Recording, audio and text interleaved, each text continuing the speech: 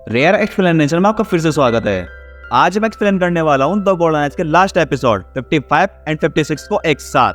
पिछले एपिसोड में हमने देखा कि हमारे सभी साथी हीरो को बचाने की एक कोशिश करते हैं, जिसमें वे सभी अंकल डा को जेड़ाई देने का नाटक करते हैं और दूसरी तरफ बॉडीगार्ड हीरो को बचाने के लिए चला जाता है। जहाँ बॉडीगार्ड हीरो को बचा कर लाने की कोशिश तो करता है पर नाकाम हो जाता है और अंकल डा हीरो के साथ बहुत बुरा करने की धमकी देते हैं। अब एपिसोड में आगे एपिसोड की शुरुआत में हमें बॉडीगार्ड को दिखाया जाता है, जो निराश होकर लेडी ऑफिसर और बेस्ट फ्रेंड के पास आता है और बताता है कि वह जुआंग रोई को बचाकर वापस लाने में कामयाब नहीं हुआ। इस पर लेडी ऑफिसर पूछती है कि कोजिमा का कुछ पता लगा। इस पर बॉडीगार्ड जवाब देता है कि जुआंग रोई ने बताया है कि कोजिमा अंकल डा की जासूस थी और वह अंकल डा के लिए ही काम कर रही थी और जुआंग रोई ने मुझे एक मोबाइल नंबर बताया है जो आपको बताने के लिए कहा है। तभी लेडी ऑफिसर जूनियर को कॉल लगाती है और उसे उस मोबाइल नंबर को चेक करने के लिए बोलती है।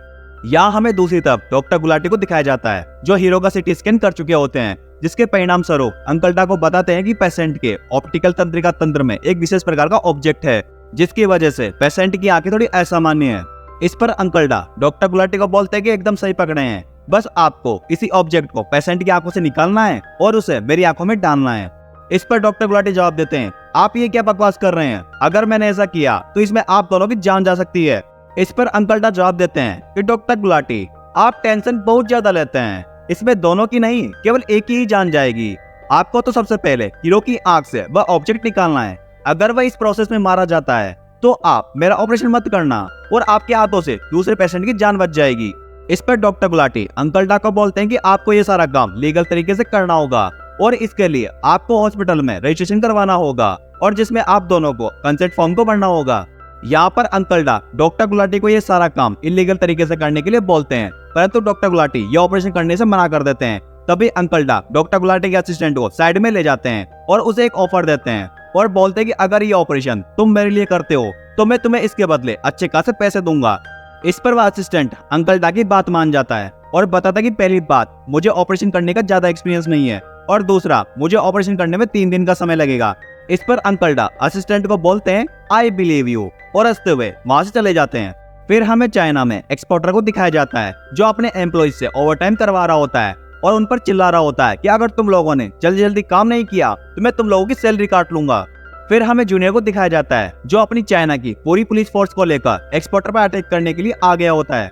फिर जूनियर अपनी पुलिस फोर्स को ऑर्डर देता है और सारी पुलिस एम्प्लॉइज को पकड़ने में लग जाती है और एक्सपोर्टर वहां से भागने की कोशिश करता है। फिर जूनियर एक्सपोर्टर का पीछा करता है और यहाँ हमें इन दोनों के बीच बेहतरीन फाइट को दिखाया जाता है और लास्ट में जूनियर एक्सपोर्टर को पकड़ लेता है। फिर हमें लेडी ऑफिसर और बॉडीगार्ड को दिखाया जाता है, जो आकोन के गोडाउन पर आ जाते हैं, जहाँ उन्हें पता लगता है कि अंकल डा हीरो को लेकर पहले ही यहाँ से जा चुके हैं। तभी लेडी ऑफिसर को जूनियर का कॉल आता है, जो लेडी ऑफिसर को बताता है कि मैंने प्राचीन वस्तुओं को जब्त कर लिया है और एक्सपोर्टर को गिरफ्तार कर लिया है। इस पर लेडी ऑफिसर बोलती है कि जूनियर आपको प्राचीन वस्तुओं को आकोन के पास डिलीवर करने का नाटक करना होगा, यह हमारे पास एक लास्ट चांस है, इससे हम आकोन के ठिकाने का पता लगा सकते हैं और शायद हम उसे गिरफ्तार भी कर सकते हैं। इस पर जूनियर लेडी ऑफिसर को बोलता है ठीक है समझ गया और यह सीन यहीं पे कट जाता है। फिर हमें थोड़ी देर बाद का सीन दिखाया जाता है, जहाँ पर लेडी ऑफिसर और बॉडीगार्ड वापस आ जाते हैं और आकर बेस्ट फ्रेंड को बताते हैं कि अंकल डा ने हीरो की लोकेशन को चेंज कर दिया है और इस सीटी स्कैन की रिपोर्ट को देखकर हमें लगता है कि अंकल डा हीरो का ऑपरेशन करने वाले हैं। या सीटी स्कैन की रिपोर्ट को देखकर और बॉडीगार्ड की बात सुनकर बेस्ट फ्रेंड को गुस्सा आता है और बोलता है कि ऐसे तो अंकल डा हीरो को मार ही डालेंगे, अब मैं यूक्रेन के सारे हॉस्पिटल को छान मारूंगा और हीरो का ऑपरेशन होने से बचा लूंगा। इस पर लेडी ऑफिसर बेस्ट फ्रेंड को समझाती है और बोलती है कि तुम्हें क्या लगता है कि अंकल डा हीरो का ऑपरेशन किसी हॉस्पिटल में करवा रहे होंगे, वे जरूर हीरो को उनके किसी सीक्रेट अड्डे पर ले गए होंगे। अब हमारे पास एक लास्ट चांस है, अब हमें आकोन ही अंकल डा का पता बता सकता है। और लेडी ऑफिसर के इतना बोलने के बाद यह सीन यहीं पे कट जाता है। फिर हमें नेक्स्ट डे मॉर्निंग का सीन दिखाया जाता है, जहाँ पर अंकल डा हीरो के लिए एक सेब छील रहे होते हैं। तभी हीरो को होश आता है और अंकल डा हीरो को बोलते हैं कि जुआंग रोई आपको अब कुछ खा लेना चाहिए, कुछ ही देर में आपका ऑपरेशन होने वाला है और आप चिंता मत कीजिए, हम आपको बचाने की पूरी कोशिश करेंगे, बस आपको इस ऑपरेशन में थोड़ा सहयोग करना होगा। इस पर हीरो बोलता है कि अंकल डा आप मुझे ऐसे आदमी का सहयोग करने के लिए बोल रहे हैं जिसने मेरे दोनों ग्रैंडफादर को मार दिया। इस पर अंकल डा बोलते हैं कि जुआंग रोई आप एकदम अपने ग्रैंडफादर के जैसे हैं, चतुर, विनम्र और दयालु। एक समय था जब तुम्हारे ग्रैंडफादर ने मुझ पर दया दिखाई और मुझे एक गाइड के रूप में रख लिया, उन्होंने मेरा बहुत सहयोग किया और मुझे उनके साथ अपनापन फील होता था। और जुआंग रोई तुम मुझे तुम्हारे ग्रैंडफादर की याद दिलाते हो और मैं तुम्हारे ग्रैंडफादर की तरह ही इस बार भी चाहूंगा कि तुम मुझ पर दया दिखाओ और इस ऑपरेशन में तुम मेरा सहयोग करो। फिर अंकल डक खड़े होते हैं और बोलते हैं, अरे सॉरी, मैं तो भूल ही गया था, तुम्हारे पास कोई दूसरा ऑप्शन भी तो नहीं है ना। अब तुम्हें इस ऑपरेशन में हमारी मदद करनी होगी। और इतना बोलने के बाद अंकल डा रूम से बाहर आ जाते हैं और डॉक्टर को बोलते हैं कि जल्दी से हीरो के ऑपरेशन की तैयारियां करो। फिर सीन शिफ्ट होता है और हमें आकोन को दिखाया जाता है जो अपने माल की डिलीवरी लेने आया होता है। तभी उसमें से जूनियर निकलता है और यहाँ हमें ट्रक में लेडी ऑफिसर और बॉडीगार्ड को भी दिखाया जाता है। तभी जूनियर ट्रक का पीछे वाला गेट खोलता है और सामान उतारने की तैयारी करता है।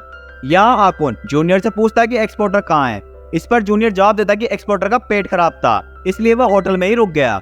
यहाँ जूनियर की बात सुनकर आकोन को शक होता है और उस पर गन को तान देता है। तभी जूनियर के साथी आकोन पर हमला कर देते हैं और इन सब के बीच एक शानदार फाइटिंग को दिखाया जाता है और साथ ही हमें दिखाया जाता है कि पुलिस भी वहाँ पर आ गई होती है। फिर आकोन अपने आप को बचाकर भागने की कोशिश करता है। तभी लेडी ऑफिसर उसके पैर पर गोली मार देती है और बॉडीगार्ड उसे दबोच लेता है। फिर लेडी ऑफिसर आकोन से हीरो का पता पूछती है।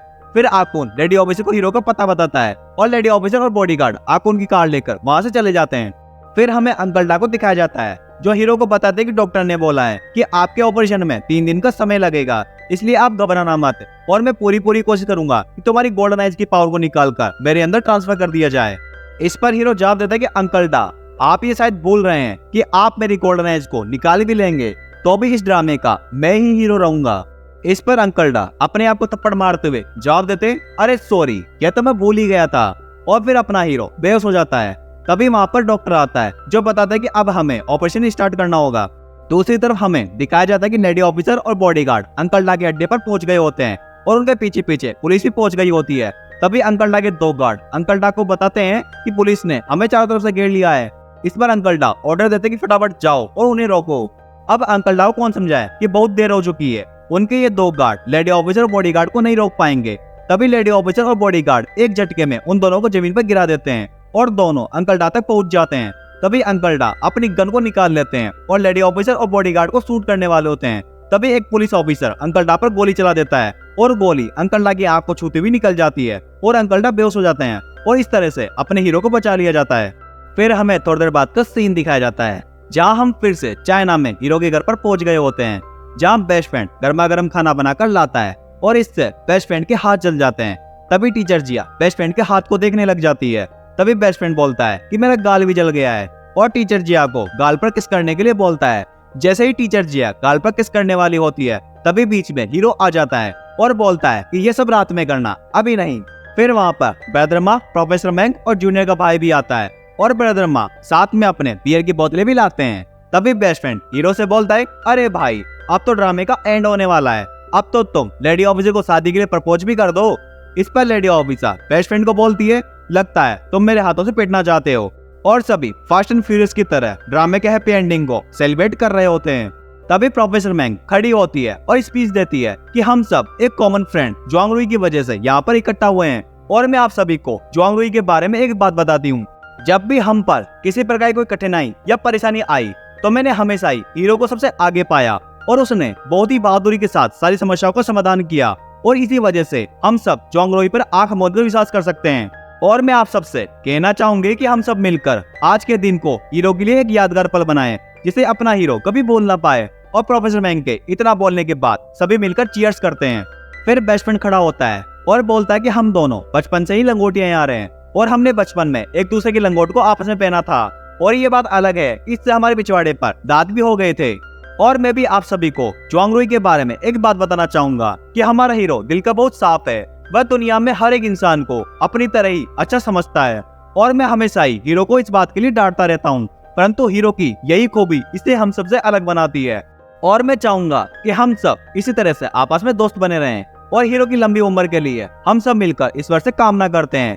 यहाँ बेस्ट फ्रेंड की इतनी अच्छी स्पीच को सुनकर सब उसके लिए तालियां बजाते हैं। फिर हीरो खड़ा होता है और बोलता है कि पहले मैं बिना अपने परिवार और रिश्तेदार के इस मतलबी शहर में अपने आप को अकेला फील करता था। फिर मेरी आप लोगों से मुलाकात हुई और आप सभी ने मुझे इतना प्यार और सम्मान दिया और अपने दिलों में मुझे जगह दी। आप लोगों ने मिलकर मेरे परिवार की कमी को दूर कर दिया, इसके लिए आप सभी का तहे दिल से धन्यवाद। इस खुशी में सभी मिलकर एक गाना गाते हैं और अपने इस दिन को शानदार तरीके से एंजॉय करते हैं और अपने लिए यादगार बनाते हैं। फिर हमें नाइट का सीन दिखाया जाता है जहाँ सभी अपने अपने घर चले गए होते हैं और हीरो के घर पर हमारे चारों बडीज बैठे होते हैं और अभी भी खाना खा रहे होते हैं। इनको खाना खाते हुए सुबह से शाम हो गई, पता नहीं और कितना खाना खाएंगे। फिर हीरो सभी को बताता है कि मैंने अपनी आंख से उस विशेष प्रकार के ऑब्जेक्ट को निकलवाने का फैसला कर लिया है, क्योंकि मैं वैसे भी धीरे धीरे मौत के मुंह में जा रहा हूँ और मैं चाहता हूँ कि मुझे एक लास्ट चांस लेना चाहिए, क्योंकि इन गोल्डन आइज ने अंकल डा जैसे लोगों के मन में लालच पैदा कर दिया और मैं भविष्य में गोल्डन आइज की वजह से अब दोबारा किसी को अपना दुश्मन बनता हुआ नहीं देखना चाहता।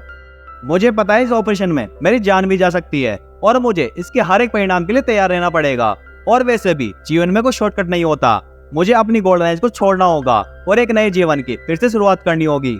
मैं अब अपने जीवन में मेहनत करके ही सब कुछ पाना चाहता हूँ और मुझे विश्वास है मैं अपनी मेहनत से इस दुनिया की हर एक सफलता को प्राप्त कर सकता हूँ। और आप लोगों ने अब तक जो मेरा साथ दिया उसके लिए आप सभी का बहुत बहुत धन्यवाद। इस पर सभी हीरो को एक उम्मीद देते हैं और बोलते हैं कि जोंगरुई आप चिंता मत कीजिए, सब कुछ ठीक हो जाएगा, हम सब हमेशा आपके साथ रहेंगे। और ये सीन यहीं पे कट जाता है।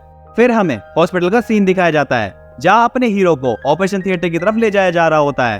तभी अपना हीरो सभी को बोलता है कि तुम लोग मेरी चिंता मत करो, डॉक्टर ने कहा है कि वो सफलतापूर्वक मेरा ऑपरेशन कर लेंगे और मुझे कुछ नहीं होगा।